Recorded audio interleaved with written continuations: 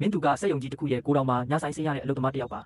အဲ့ဒီစက်ယုံကြီးကနေဘက်ဆိုလူတွေစက်တန်တွေနဲ့စူညံနေတတ်ပေမဲ့ညဘက်10 နာရီကျော်သွားရင်တော့တင်ချိုင်းကုန်းတစ်ခုလိုတိတ်ဆိတ်6ကတ်သွားတတ်တယ်အဲ့ဒီညကမင်းသူတယောက်တည်းပစ္စည်းတွေစီးရင်တွက်ပြီးညဆိုင်ဆောင်ရတဲ့ညပေါ့အချိန်ကညတကောင်2 နာရီ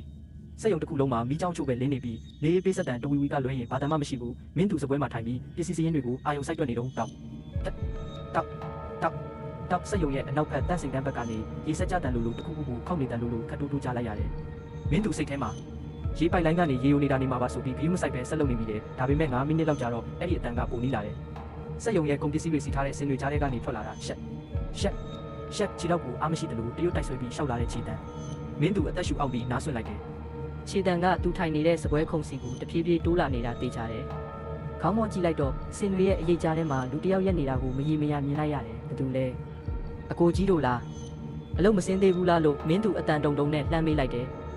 ဘာတမ်းမှပြန်မလာဘူးဒါပေမဲ့အဲ့ဒီအရေးကစင်ကြားထဲကနေမီးရောက်အောက်ကိုတဖြည်းဖြည်းတိုးထွက်လာတယ်အဲ့ဒီလူကစက်ယုံကဝန်ထမ်းယူနီဖောင်းကိုဝတ်ထားတယ်ဒါပေမဲ့ထူးဆန်းတာကသူ့ရဲ့ယူနီဖောင်းအင်ဂျီတစ်ထည်လုံးရွှဲဆိုနေပြီးရေတွေတစ်ဆက်ဆက်ကျနေတာပဲခေါ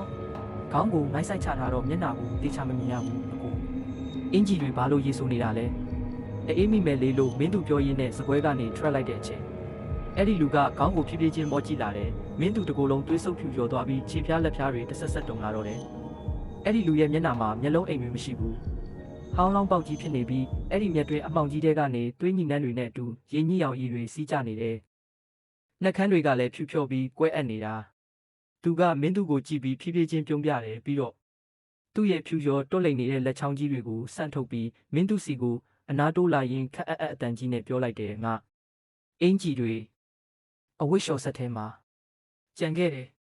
တွားထုတ်ပေးပါမင်းသူကြောက်လန့်တကြားနဲ့အော်ပြီးစက်ယုံအပြင်ဘက်ကိုနောက်လက်မကြည့်ပဲအသက်လူပြေးတော့တာပေါ့လုံခြုံရေးဂိတ်ကိုရောက်မှအမောတကောနဲ့ဖြစ်သမျှအကြောင်းကိုပြောပြတယ်